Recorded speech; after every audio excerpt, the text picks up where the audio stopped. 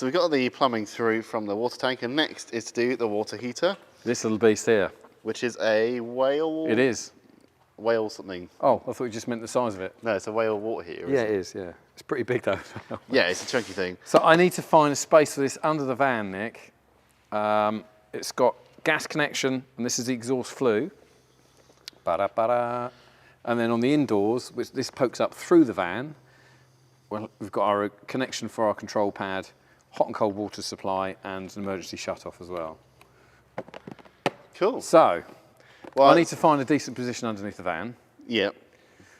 Which a bit tricky. A little bit tricky because we've already got our massive water tank in there. We've got a lovely fuel tank over the other side, and we're running a spare wheel. Yeah. So I have seen these fitted towards the rear of the van without a spare wheel fitted. Yeah. So usually, if you've like when with Ben and Anna's van, you'd have a garage. Yes. And you can remove the spare wheel and put it up from under there. Yes. So you'd have it all your sort of utilities in one area. Yes. Which we're still trying to do. We're trying to keep it in the same area. But I think we're going to have to come up through into the bottom of the bed storage. Okay. So part of it's going to be out of the way, basically. Yeah, but it'll be out of the way. But that part of the bed will be utilities only, where we've coming through for our water supply, in and out. We're going to keep it all in that area. So I'm trying to get this through up into that position. Yeah, I know. Tricky.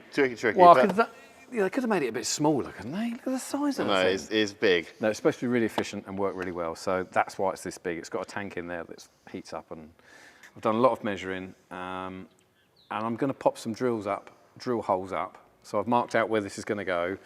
And what I want to do is cut this section out first. Yes. So I'm going to pop the drill up through from underneath. Hopefully, if I've measured right, it's going to come up in the right place. Hopefully. No, I'm 99.99% sure that it'll come up in the right place. It's not 100% though. It never is. No. Never is.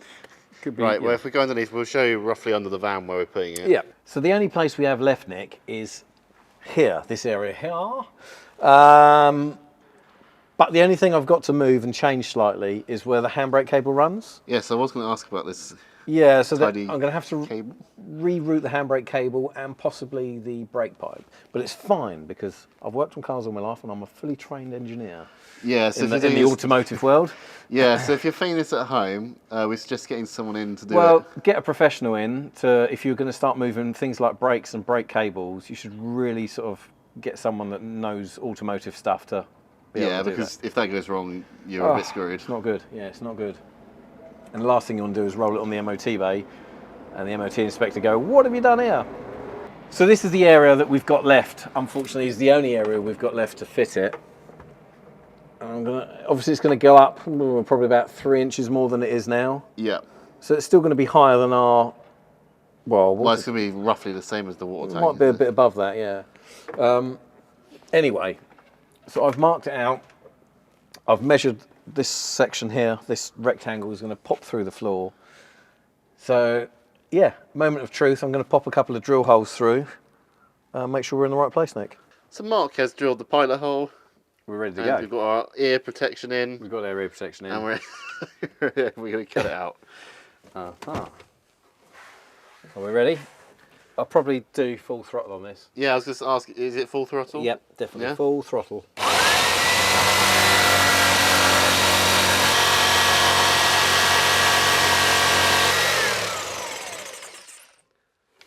How's that going? It's going great. Yeah? Yeah. Ta-da!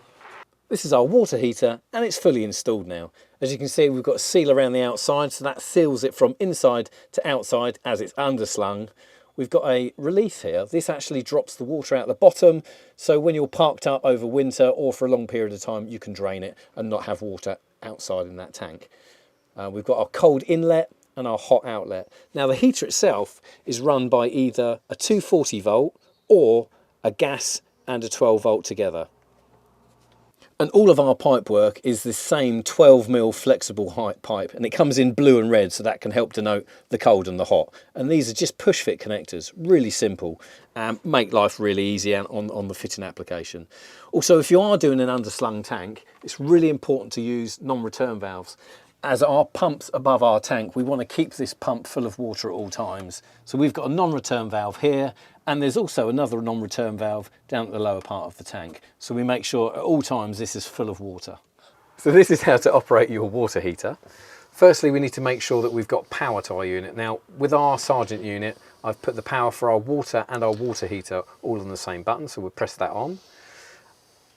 And as you can see, it lights up, does its thing, and now we select whether we're going to be using gas or electricity. So if we were plugged into our 240, we would select the electric sign this side. As we're not, we're going to use our 12 volt stroke gas.